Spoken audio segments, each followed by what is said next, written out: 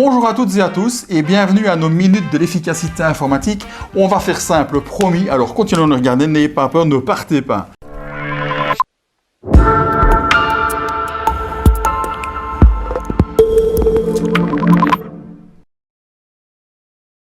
Aujourd'hui, on aborde avec Fred, le spécialiste là-dedans, le sujet de la double authentification. Fred, qu'est-ce que tu peux en dire? Alors, pour gérer les mots de passe dans toutes ces connexions sur Internet, il y a 3 possibilités. La première, c'est un même login et mot de passe simple, partout les mêmes. Oui, c'est pas bien ça. Ça, c'est pas bien. Deuxième méthode, c'est d'avoir un mot de passe complexe, mais toujours le même partout. Pas bien non plus ça. Pas bien non plus. Il y a une troisième méthode qui est de gérer plusieurs mots de passe différents grâce à une application de gestion des mots de passe. Mais ça, on y reviendra dans une autre vidéo. Mais même si on a un côté complexe au niveau du mot de passe, on peut toujours avoir, à un moment donné, on est un peu pris par le rush, etc. On a 50 programmes ouverts et on reçoit un email d'un collègue qu'on va ouvrir qui demande de s'authentifier sur un portail. Malheureusement, ce n'était pas un collègue. C'est quelque chose qui était très bien fait. Et on s'authentifie, on donne à un hacker ses logins et ses mots de passe qu'il va pouvoir après réutiliser pour des tentatives d'attaque. Et donc, la meilleure solution à faire, c'est de mettre en place une deuxième authentification. Alors, une deuxième authentification, ça peut être un SMS, ça peut être un code envoyé par email ou une application spécialisée, on en a plusieurs en magasin, qui vont générer un code temporaire. Donc, si même moi, je suis un vilain hacker et que je viens t'usurper ton login et ton mot de passe, je vais quand même être bloqué parce que je n'aurai pas ce deuxième code qui va revenir. Et ça, c'est beaucoup mieux. Et ça, c'est beaucoup mieux, effectivement. Et donc, l'inconvénient de ça, c'est que de temps en temps, on doit remettre ce petit code à 6 chiffres.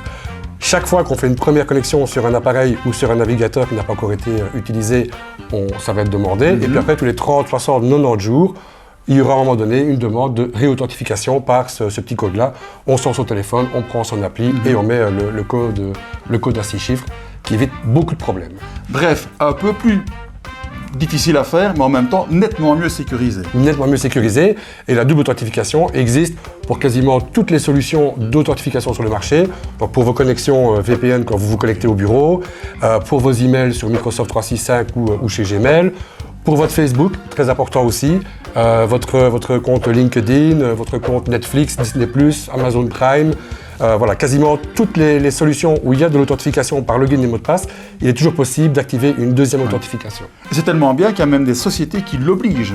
Ah, tout doucement, ça devient une obligation effectivement pour sécuriser les comptes parce que ça nuit la réputation de tout le monde quand il y a une intrusion dans un système, que ce soit chez Microsoft ou chez d'autres. À un moment donné, voilà, on reçoit des informations et ça évite de recevoir un email, un message de ma part sur Facebook qui dit « Hey, il y a une vidéo de toi parce que mon compte aura été piraté ». Donc on vient de vous parler de la double authentification qui est un sujet super intéressant. Merci Fred d'avoir aussi bien parlé de ça. On va vous parler maintenant de tout ce qui est sauvegarde physique et virtuelle des données.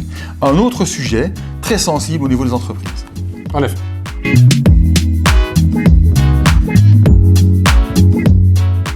Il faut quand même savoir que dans l'informatique d'entreprise, tout est remplaçable sauf un point, la donnée. Si la donnée est perdue, c'est problématique parce qu'on a tout recréé et c'est une catastrophe. C'est stratégique. Hein. C'est stratégique. Et donc, auparavant, qu'est-ce qu'on faisait? Il y a des années d'ici, on faisait des backups sur bande et puis on est passé sur des backups sur disque dur. Mais on s'est rendu compte il y a quelques temps d'ici, que ce soit par les incendies qu'on a vus chez OVH ou par les inondations du mois de juillet, que si le backup est au même endroit que le serveur, ça pose un problème assez important. On a vu des serveurs qui flottaient avec des systèmes de backup qui flottaient à côté et du coup tout était perdu. Comme je dirais, pas bien. Pas bien. Et donc, ce qu'on conseille de plus en plus maintenant, c'est d'avoir une externalisation des sauvegardes pour que, parce que l'inondation c'est un cas, c'était plus arrivé depuis 200 ans, mais ça peut revenir quand même du jour au lendemain, mais il y a les incendies, il y a potentiellement tout ce qui est explosion au gaz, il y a un vol, une intrusion, voilà, c'est vraiment du sabotage pur et dur. Et donc, si effectivement tout est au même endroit, c'est très problématique. Donc, il y a des solutions qui existent. Il faut savoir que ce qui est dans le cloud, comme étant un endroit principal pour le stockage de données, comme chez Microsoft ou Google ou d'autres, n'est pas backupé. Il n'y a pas de sauvegarde qui tourne là-bas. Donc à la fois, tout ce qui est donné qui se trouve chez le client doit être répliqué dans le cloud, et tout ce qui est dans le cloud doit être répliqué soit dans un autre cloud, soit chez le client. Voilà, on a plusieurs solutions à mettre en place dans les cas de figure comme ça. Et ça permet, en cas d'incident majeur, d'avoir effectivement une interruption des services, le temps de récupérer une infrastructure qui fonctionne, mais surtout le principal, c'est de pouvoir récupérer ces données après le désastre, une fois que les équipements sont revenus. Et tu parlais de vol, tu parlais de plein de choses, mais la surtension, je n'ai pas entendu que tu le disais. La surtension, mais ça fait effectivement partie des problèmes qu'on doit mitiger dans une installation informatique. Donc effectivement, il y a tout ce qui est surtension qui va être contrôlé par des UPS par exemple, qui vont eux prendre la niaque quand il y aura une grosse hausse de tension, mais les équipements derrière seront protégés.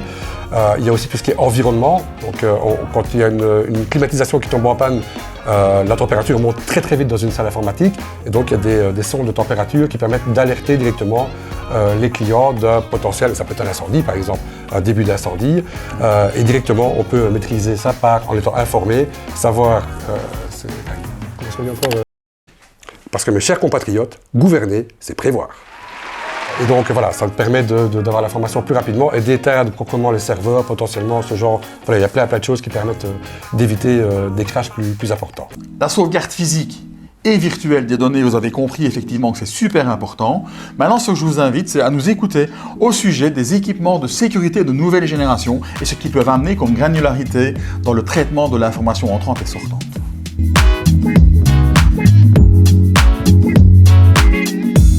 Fred, je t'écoute. Donc en fait, précédemment, la sécurité informatique était basée sur un ordinateur peut aller vers une adresse ou pas. Ouais. Ça s'arrêtait là. On a eu à un moment donné des plages horaires, mais grosso modo, c'était le PC accès à Internet ou pas. Ce qui est évidemment un petit peu binaire comme approche. Et donc, tout ce qui est équipement nouvelle génération permet de filtrer, d'avoir plus de granularité dans la gestion du trafic qui va quitter ou qui va rentrer dans le réseau informatique de l'entreprise. Okay. Donc ça va permettre de dire, je donne accès à Internet à tous mes postes de travail ou seulement à une partie des postes de travail. Mais ceux qui ont accès à Internet ne peuvent évidemment pas aller sur des sites pour adultes, des sites de téléchargement illégal, des sites de paris, voilà. Parce qu'il y a un point qui est très important, c'est qu'à partir du moment où il y a un trafic illégal qui se fait, c'est l'adresse IP de base qui va être prise en compte, à savoir celle de votre entreprise. Et s'il y a des poursuites pénales derrière, c'est votre entreprise qui sera responsable et pas forcément la personne qui aurait été sur des sites malveillants. Et ça, c'est franchement embêtant pour une entreprise. C'est très embêtant pour une entreprise et voilà, on met en place des techniques qui permettent non seulement de filtrer le genre de trafic vers lequel on va être autorisé à aller. Il y a des sites tout à fait bienveillants qui peuvent à un moment donné subir des infections et qui pourraient ramener un peu de la crasse à l'intérieur du réseau. Donc là, pareil, le trafic va être analysé, non pas simplement est-ce que c'est adulte, pas adulte, je laisse passer, je laisse pas passer, mais qui va dire c'est pas adulte, je laisse passer, mais je regarde quand même ce qu'il y a dedans pour voir s'il n'y a pas du virus qui traîne et qui viendrait potentiellement infecter le poste client.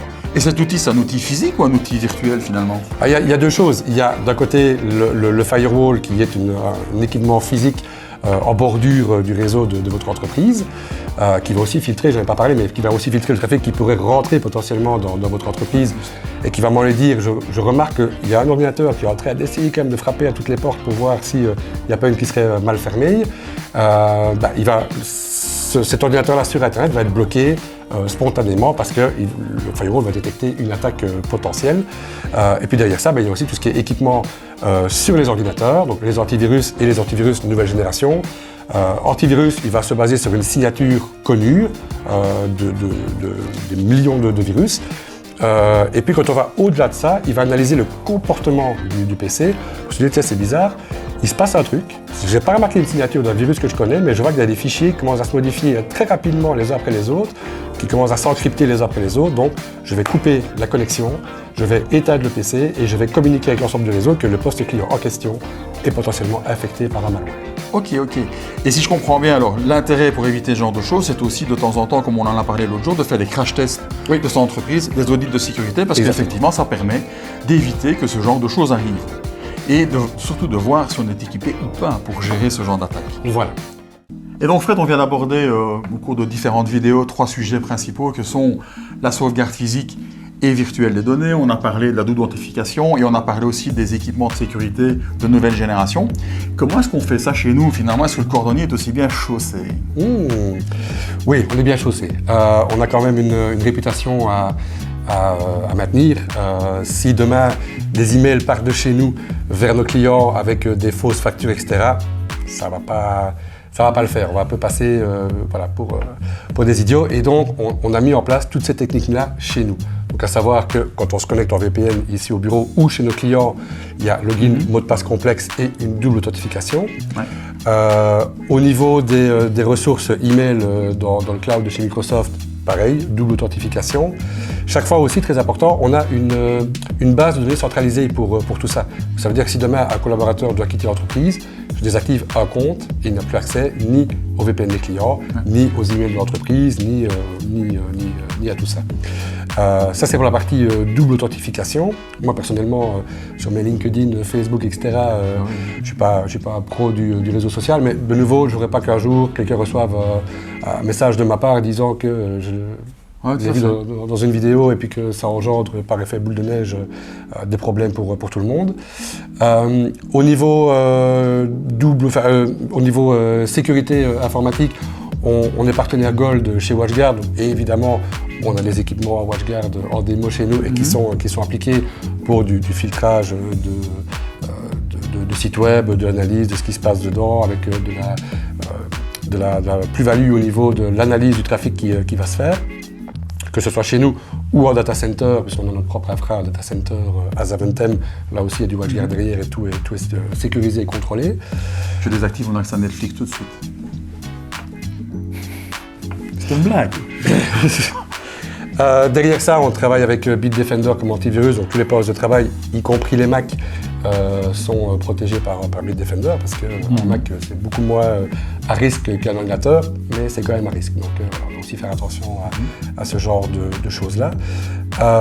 Et puis au niveau sauvegarde de données, on travaille avec 2 opérateurs, EuroBackup pour les données qui sont ici dans les bureaux, et la société Enable pour tout ce qui est backup des serveurs qui sont dans notre cloud à nous.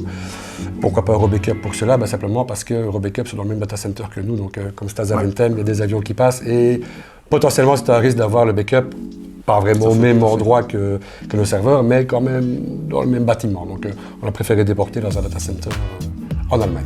Et qui monitorent aussi nos machines avec des logiciels tels que Ninja RMM? Oui, tout à fait. On a des alertes qui sont en place sur les équipements serveurs qui tournent à Bruxelles.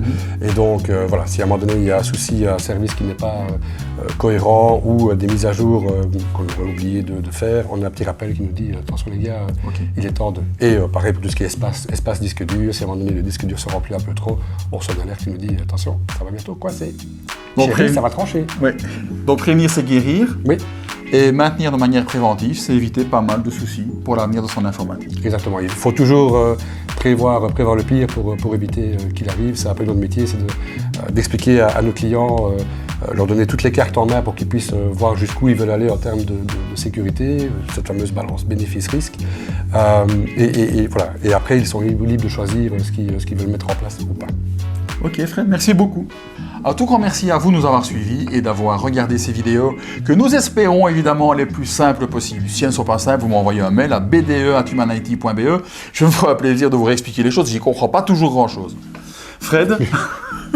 On est là pour ça. On est là pour expliquer, essayer de vulgariser un maximum les matières qui sont effectivement très techniques et voilà, on essaie toujours de pouvoir faire comprendre exactement ce dont il s'agit, pas de discours de geek, pas voilà. Ouais, parce que c'est clair qu'on se rend compte que la compréhension des choses, c'est quand même ça la clé des bonnes décisions. Oui, exactement. Allez, merci Fred, à très bientôt. Merci à tous et à toutes. À très bientôt. Ciao.